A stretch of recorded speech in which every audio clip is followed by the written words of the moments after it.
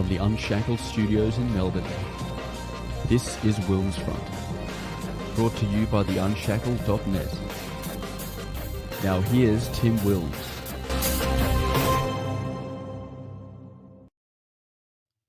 Hello, everybody, and welcome back to a WilmsFront featured interview show.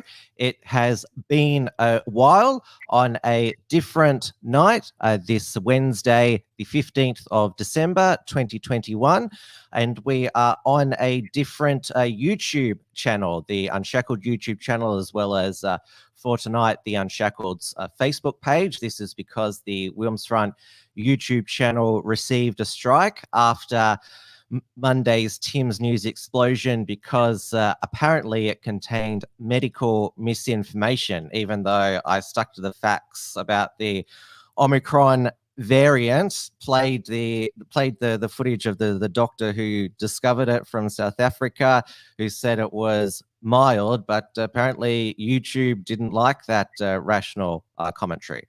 We are still, as always, live on DLive, as well as on the enhanced entropy software, where you can send through a question to my guest tonight, or better yet, send through a super chat. I see the regulars in the YouTube chat as well. I'll see who pops up on Facebook as well. It is just after 8:30 p.m. here in Melbourne, Victoria, where, before I introduce my guest, I'll summarize what changes in the state tomorrow as Dan Andrews' new permanent pandemic laws come into effect.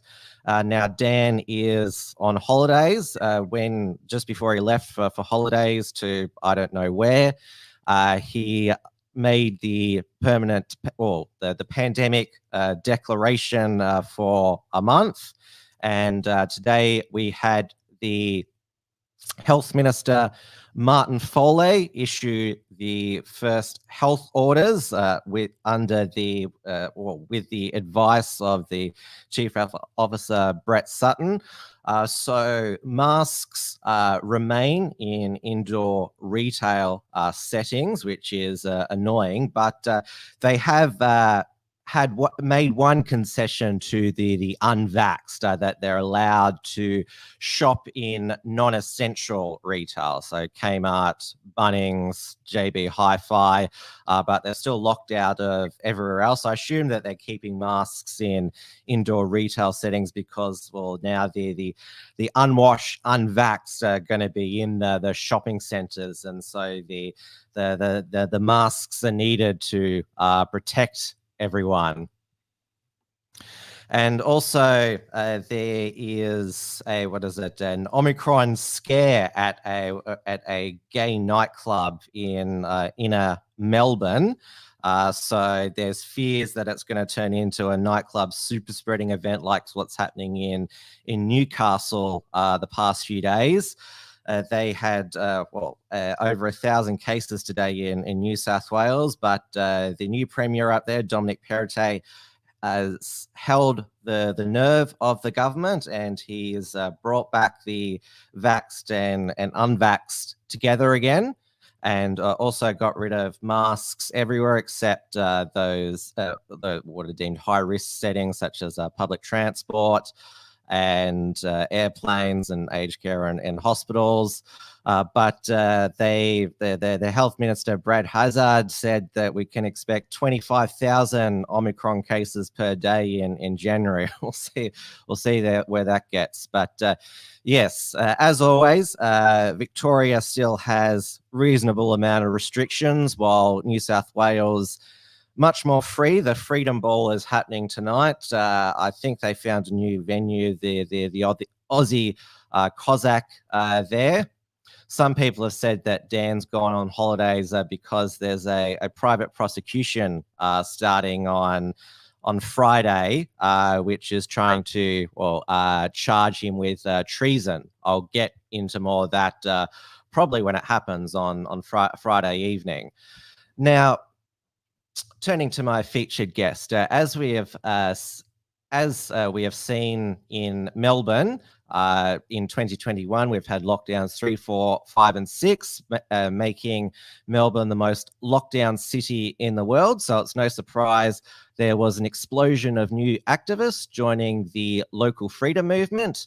As we have seen with gathering limits abolished, hundreds of thousands of Victorians are marching every weekend in Melbourne for freedom and to end the medical segregation and Siri.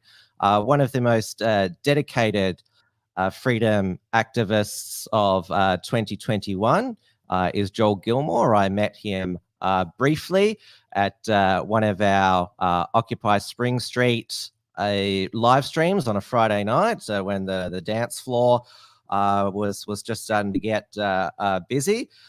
Joel was at the Siege of the Shrine during the September week of Rage, and also live streamed his arrest outside Northcote shopping centre later on in that week. And I'm pleased to have Joel on the show. Welcome to WilmsFront. Thanks for having me on, Tim. I appreciate it. Now, as I mentioned, at the end of 2020, there was just a small group of hardcore freedom advocates. Probably the wider Victorian population, to their ignorance, thought, "Oh, it's all over now. We roll out the vaccines, and things go back to normal," and how very wrong they were. And now, you obviously, I saw you live streaming from that, as I call it, that week of rage from the Shrine and Northcote shopping centre. Obviously, you've lived through the 250 plus days as a Melburnian.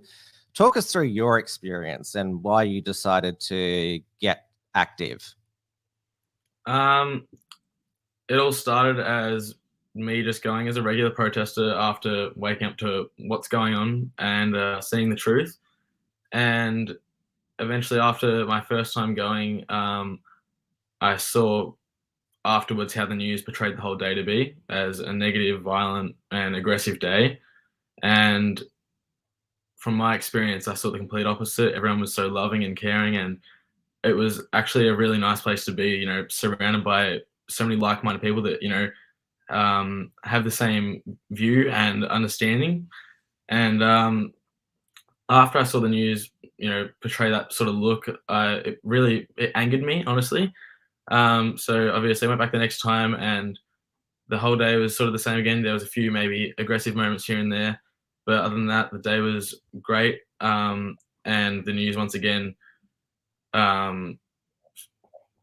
said the numbers were lower than what they actually were. All these lies that I was just seeing. And after that, I just thought I need to take it upon myself to start, showing what's actually happening here. So that was when I started Facebook live streaming, literally just to friends and family that were on my Facebook. And after that, it sort of expanded as I had set the thing to public. It reached more viewers and basically just grew from there. When did you wake up to the truth? Which is, first unpack what is the truth. And as I mentioned, we've been this for nearly 2 years now. When did you, obviously, there was the first wave, the second wave. When did you start to wise up? Well, I can be dead honest. At the very start of it all, at the very, very start, when everything first arrived, I was like, I heard it on the news. I was like, what is this? And eventually I believed in it. I honestly did, as I'm sure majority of people did. I put my mask on and I made sure I sanitize my hands because I was genuinely worried. I was like, this must be bad. But eventually, after all credit goes to my mum for this, for showing me these, things here and there and making me question, is there something else? I looked into it myself, and me and her shared stuff together, and, it made me question, what's actually going on here? Because there were so many things that I was spotting out that just were too off. and that was all. The part where I think I woke up and was like, enough's enough was, I think, like mid 2020, I think. Which was around about the time the second wave hit Victoria, and we had that first horrific extended lockdown. Obviously, we went through another one this year, so it was around about that time. Yeah, I think so. Yeah, it would have been like the towards the start to the middle of 2020. But yeah, it didn't take long until I noticed everything happening, and I was like, enough's enough. So it's your mother who helped red pill you to use the lingo. So that's good. You come from a red pilled family, and so obviously your parents, your parents they're obviously been supportive of what your activism, even though, as we've seen, not just what's occurred to you on camera. But obviously, when the camera is not rolling, like I'll cut to the chase. Like, how many fines, that sort of thing, have you received? I've actually got them sitting on my bed. I think there might be about 5, but I've sent 2 of them back. I did the return to sender and sent them back, and haven't heard from those ones again. But only arrived from that Northcote time, and that came in, I think, 5,400 and something. Yeah, that's the big fine for the unauthorized gatherings.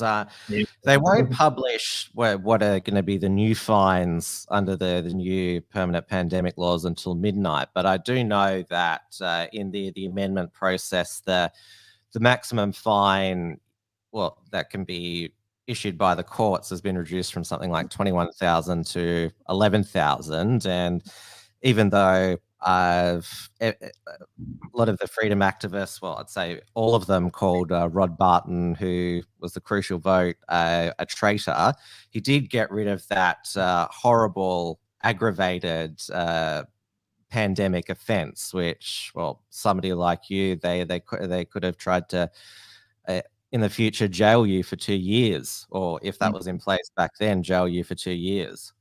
Yeah. Obviously, we saw Victoria Police charge many of the activists. I think the first was Thanos Pandiides, Anthony Kaloof, and most famously Zoe Bueller. This year, they charged Monica Schmidt and Harrison McLean with incitement. Have you received any direct police visits or intimidation or letters? Yeah. 2 times the police have come and knocked on the door. The first time was they came in, like, I think sometime in August, and it was the crime investigation unit that came out, I'm pretty sure it was, and they were the plainclothes officers and came in an unmarked car, and they came to ask if I was the one that attended a protest back in July, and I wasn't home, so I didn't answer the door, but eventually they just asked for me to call them. So I did that, and they literally just said, we just want to warn you that to not attend any more protests, and that you were in breach of the Chief Elder's directions, because I said, I'm not admitting whether I was or wasn't there. And they said, no worries, that's fine, you don't have to. And then the second time, I think, was just after the arrest at Northcote, and they were coming to check if I was home, because apparently there was a protest on that day I wasn't even actually aware of, but that was the time where I was taking the short break, and they came to check that I wasn't attending the protest. And now, I don't want to get you in like retrospective trouble, but when, like, obviously you were red pilled on it in the middle of 2020, when did you attend your first freedom protest? I can't remember exactly, but I'm guessing it would be towards the end of last year, the very start of this year.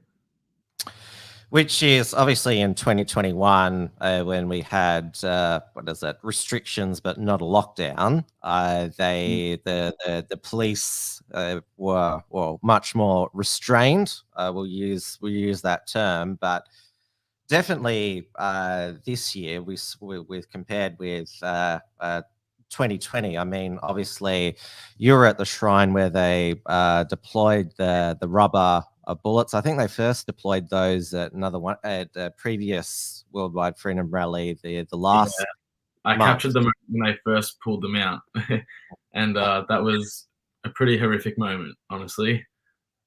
Did you get hit by any of them? No, I know that there was definitely some near misses, but thankfully there was something looking out for me somewhere, and I haven't been hit at all. So let's hope it stays that way. And did you see or attend to anyone who got hit? I did see, but it was all during the moment where there were just those rubber bullets flying everywhere. So there wasn't enough time to stop as the police were just marching through and grabbing onto anyone they could. But the ones that I did see, they were already being attended to, and the bullets were just flying everywhere, honestly. Now that was, we'll go back to that week in September. It was an incredible week, and it was triggered by first Dan's mandate for the construction industry, and then after the tradie protests began, and after the protests outside the CFMEU office, then he shut down the industry, and then it just snowballed from there. I'm not sure if you're a tradie yourself. You don't have to say, but obviously you were there more than one day, and the police were deploying every tactic that they could to deter people from going. Obviously, they've dished out the fines. You've got a few, and then they deployed the rubber bullets. Why was it so important to you to risk thousands of dollars in fines and potentially injury to protest that week? Because people need to see the hurt that this is causing people and the damage to families, the suicides. There is so many things that come into it, and in that situation, I am so keen to show people what's going on and how many people are now realizing finally, but we still need more. We still need more people to wake up to what's happening, but we've got more than what we ever have, and I'm doing it all just so people can see what's truly happening and the hurt that these lockdowns and this government is doing to people. And we saw after the gathering limits were abolished, which that means that there can be no police shenanigans at freedom rallies. After the gathering limits were abolished, did they still try and contact you at all? No, I don't think so. No, they didn't. Oh, that's good, because there's protesting is now 100%. Peaceful protest is 100% lawful now, so they shouldn't. But we saw, I attended the one on the 20th of November, the Worldwide Freedom Rally, and also the one the week after, the Millions March Against Mandatory Vaccination Passports. And the one on the 20th, that was close to half a million. Obviously, what was it? The Age and ABC and the PR guy said several thousand. But we all saw the aerial footage. It was, yeah. I was amazed by it. So was I. Finally, it's something we've been waiting. And obviously, we have those media reports trying to play down the numbers, and also from that week of rage, there's that narrative born that I mentioned. That they were fake tradies protesting. They were neo-Nazis who bought fluoro vests from the reject shop. And that narrative that the freedom movement is full of far-right extreme neo-Nazis. That's been the narrative that they've tried to push. I don't know what type of views you have. Freedom is the most important political issue of our time, but I'm not sure what your political views are on other issues. But what have you made of the attempt to slander the movement as having extreme views? Reword that for me. Sorry. Well, what have you made of that attempt to discredit the movement, that it's made up of conspiracy theorists, far-right extremists? They don't want people to wake up. They want us to think that we're all absolutely crazy. They don't want more people to, look into things and see it for what it is. They want to hide it all. So to make it all it's conspiracy theories and we're just pulling it out of the air and making stuff up, it's exactly how it is. And of course, we had Dan Andrews say that I don't know what they're protesting for. They're anti-lockdown. There is no lockdown, and they're all anti-vax. The reason that we're open is because people got the vax. I mean, what do you make of those two statements? That you can't understand what you're protesting about. I'm speechless, honestly. He knows exactly what for. That's like, there's no better way to put it. He knows what it's for. It's turning a blind eye to it so he doesn't have to think about it. It's like, once again, trying to make out that we're batshit crazy. Like, it's the simplest way to put it.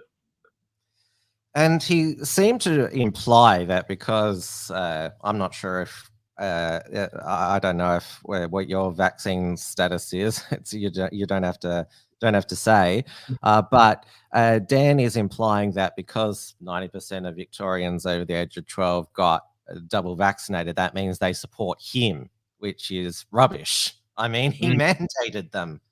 Exactly. It blew my mind. And now that they're rolling out to 5-year-olds in January, is it? 5 to 11-year-olds, yes. They're apparently, it's 1/3 of an adult Pfizer dose.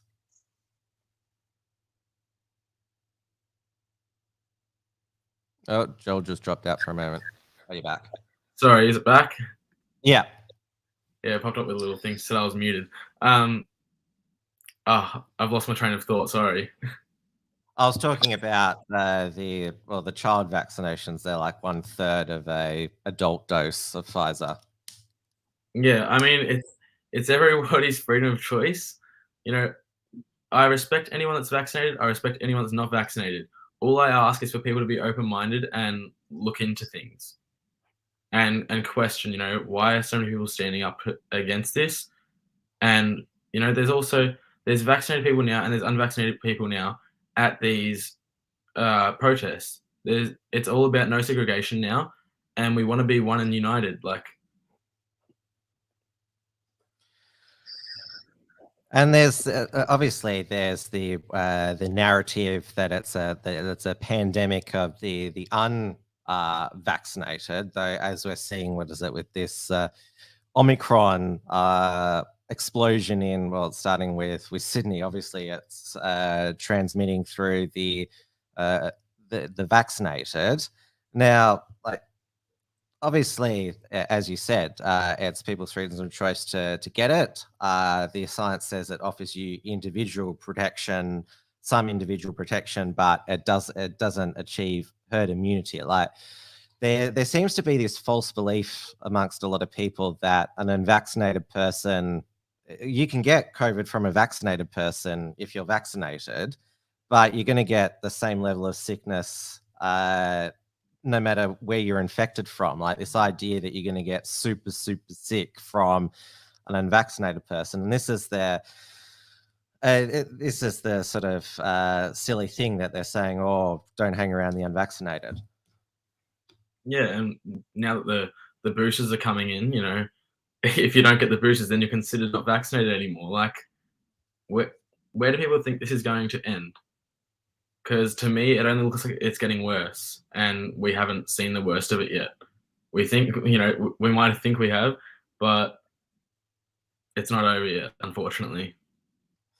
I use Dan's own words to describe the situation. This is not over because we want it to be or think it is, because, well, as we've seen with the Omicron panic, there's going to be more curveballs which governments are going to use to do what they think they can get away with. I don't know what to say. It's scary. It's honestly, it's scary for where it's heading, because it's unknown. Like how bad it's going to get until we can relax. But I know that I'm not giving up until we've won this, because I believe that we can, and eventually somewhere along the line we've got to be able to knock them all over. I mean, you're quite young. You're only 18 years old. I'm a bit older, 32. So thankfully, like, I was able to have a, normal youth. But you've still got your whole youth, your 20s and even 30s, where you can be enjoying yourself. Like your future has been turned upside down, and we have, especially the younger children, I mean, forced to wear masks at school. I mean, that is just disgusting. And we still have, like, obviously masks, the most visible ones, but these QR systems, like, to just go into any shop just for a browse, you have to scan a QR code. And if you don't, you're a criminal automatically. Like, we're not back to normal. Definitely not. I don't think we're even close to it yet. Now, one of the biggest criticisms that's made of the freedom activists is, oh, what have you actually achieved? I mean, Dan Andrews is still the premier. According to the polls, he's on track for a landslide re-election. I mean, have you achieved any meaningful change? I mean, what do you say to that? We're not done yet. There's a lot more fight left in us, and there will be change coming. Like I said, there's no way this government can stand up with what they're doing and it stay that way. There's not a chance, because eventually, for example, the police officers, they're going to be sick of upholding, these new laws that he's trying to bring in, and they're not going to want to enforce them anymore once they realize, that once their uniform's off, that it's going to be affecting their lives as well. So sooner or later, it's all going to come crumbling down. It's just how long, but we'll get there eventually. I have hope. Well, he did finally realize that he was never going to maintain, COVID zero. I mean, the only way to maintain COVID zero is with zero human rights, which I think is the policy of China. So we are, like, living now with, thousands of cases here every day, and we get on with it the best that we can. I mean, do you know anyone who's got COVID, and what has been their story? I can actually say I know a few people here and there, but completely recovered and fine. It's literally like they just experienced the flu. But I know more people that have had adverse reactions, and some that have even passed away shortly after having the vaccine. Were there the people that you know that got COVID, were they vaccinated or not? I'm unaware. They could be. It could be either. Like, there might have been a mix, but I think they were unvaccinated, majority of them. But they're still completely fine now. Literally, just like they had the flu, and it's gone now.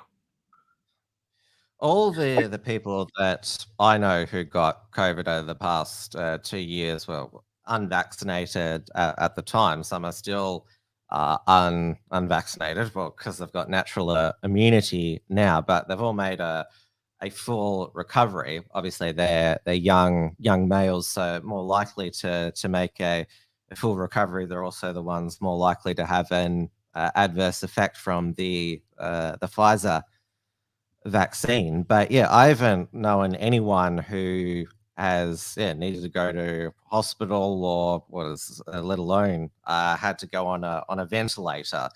There was that week where Dan really lost the plot, where he said that, well, basically implied that if you go and watch the sunset, you'll end up in hospital.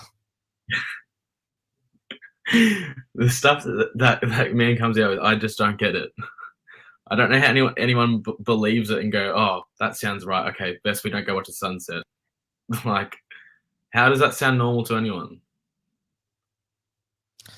Unless, because there is a real class of people, like, because there's still heaps of people who think that we should still be in lockdown because we've got thousands of cases. I mean, those, counter anti-freedom protesters, they're one of the groups that they're associated with is Health Before Profits, which still advocates COVID zero. And like, how can you apart from communist China, no other country has been able to get infections back down to zero this year. Like, why do you think, why do they love lockdowns and are so scared of the virus that they just, if it's not lockdowns, they want, masks everywhere? And do you have any idea into do you understand the psychology of such people? You're talking about the counter protesters. The counter protesters and the people who say, we've got so-and-so cases today, lockdown now. Well, with the counter protesters, honestly, I'm suspicious that they're getting paid to do it, because who wants this? Like, who wants to live in a world like this? It's overwhelming and distressing, and I don't know how it's not affecting their mental health that seriously that they'd not feel the impact as well and want it to be over and done with, because this isn't something that's going to go away. We've got to live with it. I don't believe that COVID is completely fake. I believe it's real, but it is absolutely hyped up. It is basically, that's why they say, come and get tested if you have flu symptoms. Like, they've stopped counting the flu numbers since however long ago. This is basically just like the new flu. Well, it's going to keep mutating until eventually it becomes like the normal flu and common cold, which is actually why Omicron, this mutation, is actually a good thing, because it's milder, even though it spreads more. So the virus mutates into a weaker form to survive. I mean, that's what's going to happen. But I think you and I are in agreement that we're more scared about we're not scared about the infection numbers themselves, but what governments how they're going to respond to it. Yeah, and yeah, pretty much, yeah, just like where it's heading, because who knows where this is going to end up and how much further it's going to go. Pamela Lee asks, where's the tests for new variants? Apparently it goes through, there's this process called genomic sequencing, which is some sort of scientific computer where they comes up with all of these letters, the genomic letters, and that says what the makeup of the virus is. But apparently this variant, there's apparently some clues with the PCR tests that they're able to tell if it's Omicron or not. Not a chance. Nah, there's no possible way. They're using the same PCR tests, and I think it's all just a hype for numbers. Once they've got the PCR tests, it's look how many people are getting tested. Look how many people are being good. but along the line, you know, they're doing absolutely nothing. Like there's nothing they can't test for anything because the actual virus still hasn't been isolated anywhere. So how can they do it? It seems that there's often when there's a panic about a new virus or a new outbreak, then more and more people get tested because we've seen in, New South Wales, the cases have gone up, but the testing's also gone up. The same as in the UK, where the Omicron hysteria is fever pitch, and apparently there's 5-hour queues now outside vaccination hubs to get the booster. So. No, that is ridiculous. Hmm. Wow. But going back to the anti-freedom protesters, I mean, they call themselves anti-fascist protesters, but even though they are supporting a health fascism, health totalitarianism, they're more like, I've come up with a new name for them, anti-free, anti-freedom. They're the type of people who, well, they just don't like people. They always sneer at other people who are enjoying life carefree, and they're the type of people, the laptop class, who all are able to work from home. I mean, they don't hold a job where they'd have to really get their hands dirty, or would take a lot of hard labor, and would have never run a business before. So they love the lockdown lifestyle. I'll ask you another question. In your family and friend circle, how has the cost of lockdown? What's the cost of lockdown been?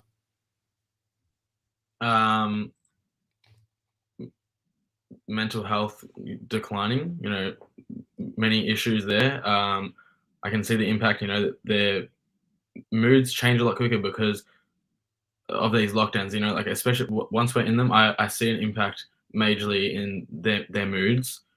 That it's making everyone feel down, and you know, it's obvious. You know, it's making everyone feel down. And what else is there? Sorry, I just had a mental blank.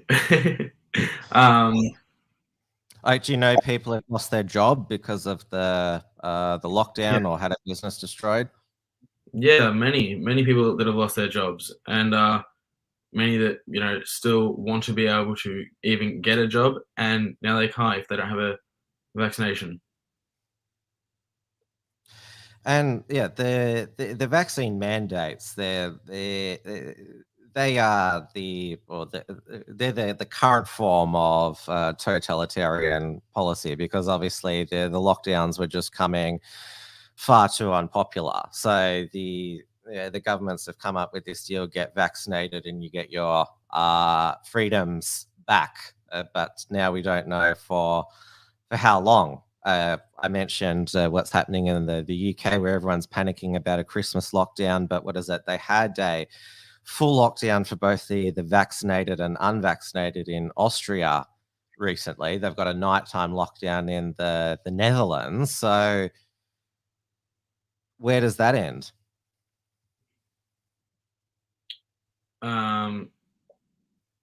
Sorry, could you repeat the last part? Where is it going to end? I mean, are you, because obviously the next big test for Australia will be, say, like winter 2022. Are you expecting, fearing further lockdowns, severe restrictions? Yeah. I reckon we're going to be locked down sometime in January. We won't even get to. I've heard those rumors. I've heard those rumors before. I'm not sure if they could sell a lockdown in the middle of summer. I reckon, who knows? They're trying whatever they can. So I reckon, you know, once this, as you reminded me tonight at midnight, this new bill is in effect. I reckon by January there'll be a lockdown because, you know, we've had our short break and now we all need to get back inside and sit back and do nothing and run the state into the ground even more.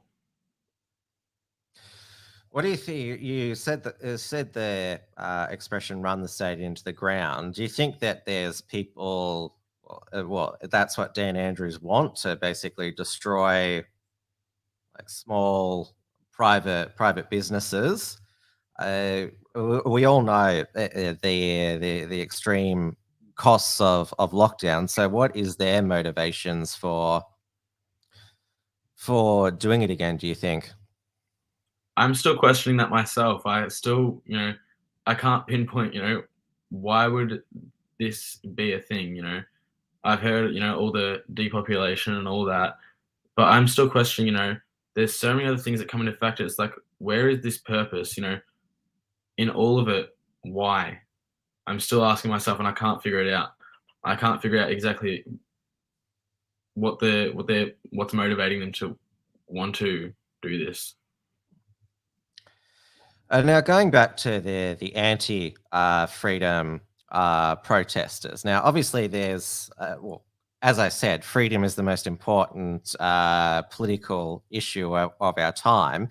But clearly, within the freedom movement on other political issues, there's a diverse range of views. I mean, for example, take last Australia Day. There was some freedom advocates who were attending an Australia Day parade. There were some who were attending the Invasion Day protest. So clearly, obviously, and as we saw with the, or I certainly noticed with the November 20 rally and then the November 27th, which had more of an Aboriginal sovereignty theme, very different, like freedom messages, but very different, coming from very different political angles. This is what the anti-freedom protests have tried to, and we saw this on the weekend with, I'm not sure if you saw that footage where this anti-freedom lady ran into the protest saying, "Oh, you guys, you're marching with Nazis." Has any of this sort of caused friction? Because I know that all the groups, despite their diversity on some other issues, are now working together, but there's a clear sort of attempt, like a gaslighting attempt, to divide the freedom movement. Yeah, there's when they walk into the crowd, for example, one of the night protests that I was at Parliament, one of the counter protesters walked in and then tried to disturb basically everyone there, standing there with a sign that said, "You need to keep it down. You're being too loud," and whatever else was on this sign. Anyway, people actually ignored her and then lifted up their signs and put them in front of hers. And they get fired up really easily. That she ended up standing on a guitar case and like breaking the shell of the guitar case. Was that her own guitar, or was it someone else's? No, it was someone that was at like one of the people from our protest. Oh, that's criminal property damage. I mean, that's the weirdest part was once the police came down and took her to the right side of Parliament, they spoke to her and then walked her across the road all the way down past like where that theatre is. And I continuously filmed them the whole way. I was across the other side of the road though, and the police kept on like looking back to see if anyone else was looking, and walked her literally all the way to where there was no police cars and around a corner. And it was really weird the way they kept looking back to see if anyone was following or looking. And once they saw me filming, they kept on, made sure they proceeded the whole way down to the very end and then turned a corner like into the dark. What do they think? You were some sort of secret, Nazi stalker or something? No, the part that I find suspicious is, are these people set up and placed here, to cause a disturbance and make something violent and newsworthy? Yeah, I noticed that where they couldn't stop talking about that random guy at one of the rallies who had 3 nooses, and then that ute that drove late at night with the gallows. They couldn't stop talking about that, and they were saying, "Oh, a January 6th could happen when the pandemic bill is being debated." That's actually what they would love, because then they could use that an excuse to arrest a whole bunch of you guys and use counterterrorism laws against you. And there would have been a lot of them who were disappointed that the protests were 100% peaceful. I mean, when I went there during the Occupy Spring Street during the evening, like, the police were so bored, like they were just standing there. The greatest part to see of those, what was it, 2 or 3 weeks of being at Parliament, was when the police finally took off their masks during the day, and they weren't wearing gloves or anything like that. They were talkative. There were some that even spoke to me. We were on a first name basis, and they knew who I was, and I had a good conversation with them. And I even asked one of them, how do you know my name? He said, I saw you back when you were on the TV, and I searched you up, and I've been having a look since then. I was like, oh, I hope my page, and my live streams and my feed, opens up your mind a little bit more. He said to me, you'll notice that some minds don't need to be opened. In other words, he was already aware. So it was a good thing to hear. And then eventually, seeing the police playing cricket with the kids there. So it was finally a good start to something, but it didn't last long. Yeah, that was very gave a lot of people hope that things might get better. Now, we saw in the Age and Sydney Morning Herald papers on Sunday another, and I'll put it in quotation marks, expose on the freedom activists, obviously talking about how all of these groups rely on donations and crowdfunding and T-shirt sales, and that trying to basically build the narrative that a freedom advocacy, it's lucrative for many people, and they're attracted to it to make a quick buck and for notoriety. Did you see that article, and what did you make of it? I don't think I did see that article, actually. Well, I can send you the link for it, but it obviously mentioned the major people such as Avi Yemeni and Monica Schmidt, and also Fanos Panayides about the donations that they have requested and things that they sell. Well, I'm just I know that you haven't read it, but just asking your opinion. Obviously, doing all this activism costs money, and it's not unique to the freedom movement. I mean, what do you make of that criticism that a lot of activists are in it for the money? I believe that each their own. As long as you're doing it in a way to, I guess, put it back into the movement and work for things to promote and build what we are for. For myself, I've had people try to offer me money, but I immediately declined it because I'm not here. I didn't ever start doing it for money or recognition. I literally did it just for the people to show what's happening. So I don't know. There's a few here and there that I'm suspicious of, but I keep that to myself. But I think here and there you come across and know that there are some ones that you need to stay away from in the movement, unfortunately, because I don't know. There's a lot of rumors here and there, but I'm still respectful of everyone. I can't ever take anyone's word on what they say about someone, but I limit myself to how much I share, I guess. Yeah, that's a good fair answer. And there's always people who claim to be a whistleblower and say that this is going on with this person, try to make a big scene about. Again, a lot of people are doing it as an attempt to divide, or maybe they're just got sour grapes, that they don't think that they got the recognition that they deserve, or that things aren't being done their way. Yeah, I see a lot of division, especially unfortunately between the groups. There's starting to be oh, you froze for a second. Sorry.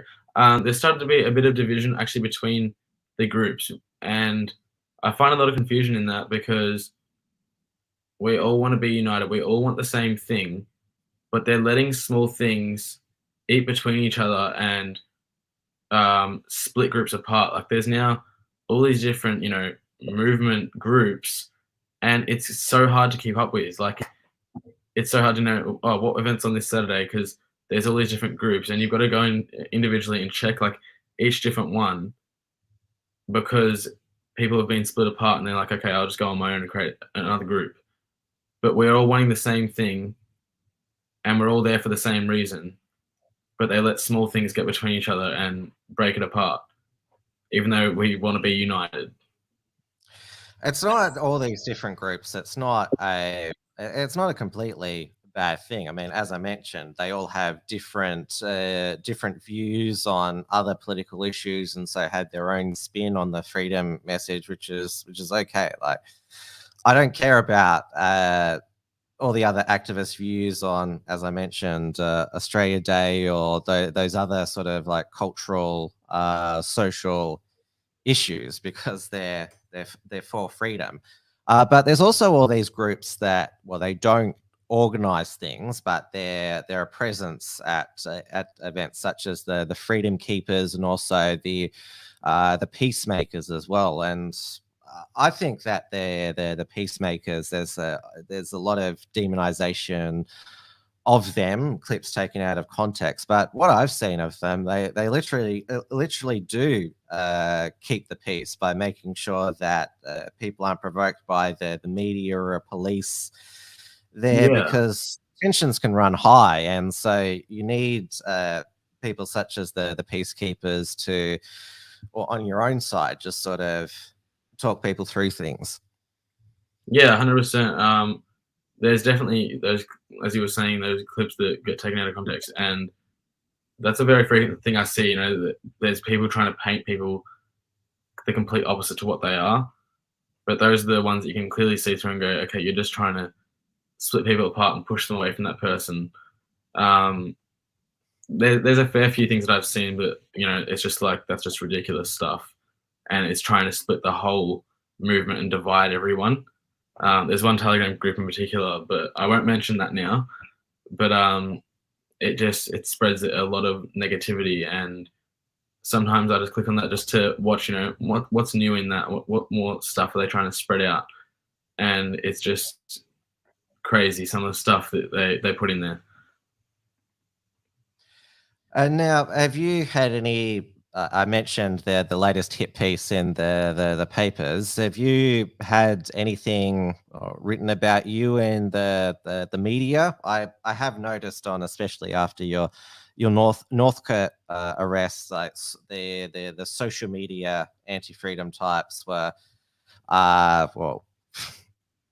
making fun of you, and well, they all thought that after that arrest, you just whimper away and you'd never be seen again, which is clearly not the case. And in my experience, going back to the activists right at the beginning, such as I mentioned, Fanos Peniades, Raphael Fernandez, Nick Patterson, the mainstream media and those social media accounts all did their hit pieces on them, but they're all still around at the end of 2021. I mean, they tried to sort of make them crawl into a ball and go away, but hasn't worked at all. With the media articles, there was I think it was the Australian that wrote an article about me, which I think the headline was Joel Gilmour, another fake journalist with a camera on his shoulder. What's their definition of fake news, pretend journalist? Because they've tried to say that about Rukshan as well, because he's gained the most traction. Yeah, it's literally just painting us to be, we're just trying to get out there for recognition, sort of thing. But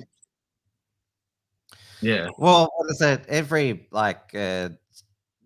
TV, mainstream media journalist dreams of getting on TV and getting the notoriety.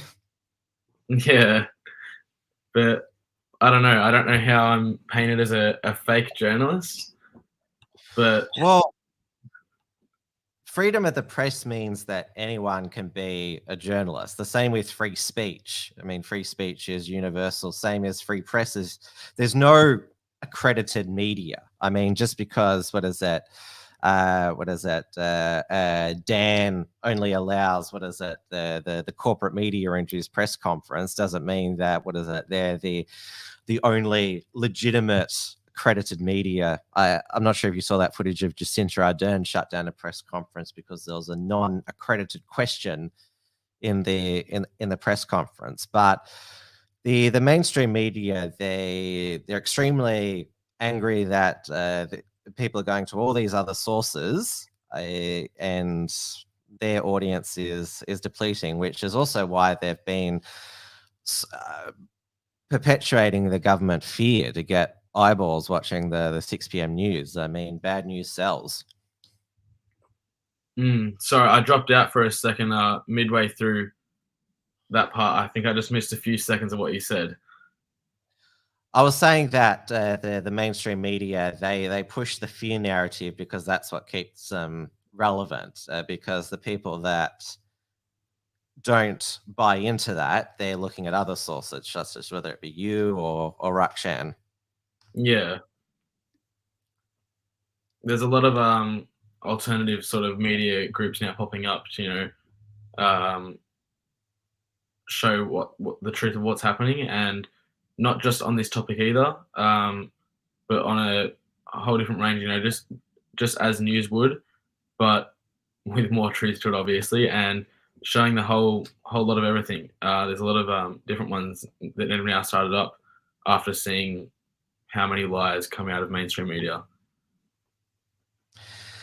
I know that the social media giants, fighting back, and doing my research to find clips of you and that. It's all hidden now. If you type in to try and get Freedom Rally footage, it just spits out the corporate media news videos. Where can people go to see some of your vlogs and other comments?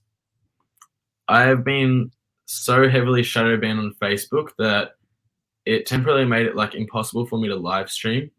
And I think that I know a few people that it's happened to, but no one that's experienced it, as bad as what I have, out of the following that I had, and the amount of people that were able to see my posts was crazy. And I have tried to find so many different workarounds. I started a YouTube channel.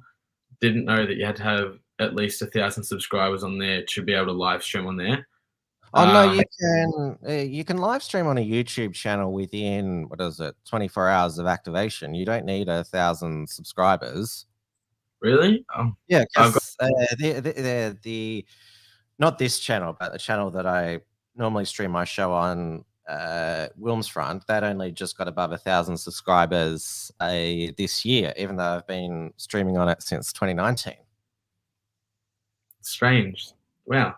I'll have to check it out again. But my Facebook page is called Freedom for Victoria. Basically, all my pages. I just started an Instagram page as well. So I've occasionally been live streaming the protest to the Instagram page. But I'm trying to work my way back onto Facebook and hope that people can start to see my posts again, because I've had a bit of a rest from it and moved to Instagram. But I've also got the Telegram channel that I update and post to, where I'm live streaming in there, so people are aware. But then later on, any edits that I make, like time lapses and that, go to my YouTube channel. And that also, if you type in Freedom for Victoria on YouTube, it just comes up with, Dan Andrews' face and on mainstream media. Yeah. So that also makes it complicated, because then you have to go click on channels, and it's this whole confusion just to hide me away. Well, we have Alan Jones's like YouTube live show starting this week. It's been plagued by technical issues, but you can't find it unless you search for the channel, like filter it to search Alan Jones Australia channel, and he's Alan Jones. So, Yeah.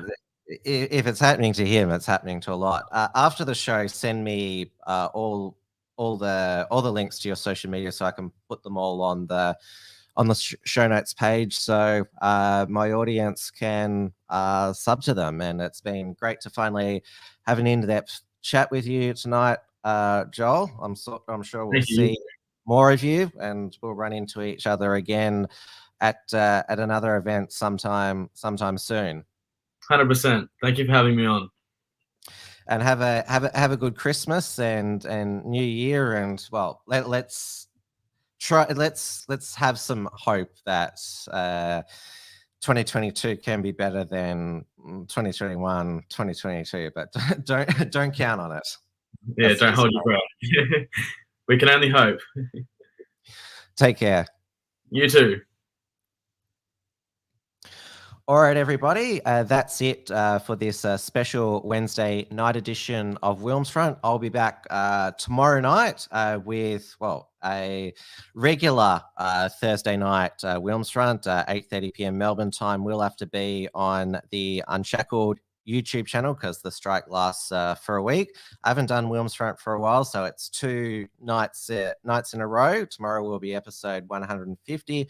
I'll have Travis Higgins on as my guest. He is one of the leaders of the Victorian freedom movement and also the Australian Unified movement. I'll be speaking with him, and also he is co-founder Billy as well. So I'm very much looking forward to that. And then, of course, Trad Tasman Talk, final one for the year, 6 p.m. Melbourne time on the Unshackled YouTube channel with Stephen Berry. So thank you, everyone, for watching tonight, and I will see you again tomorrow night. Take care. Thanks for tuning in to WilmsFront.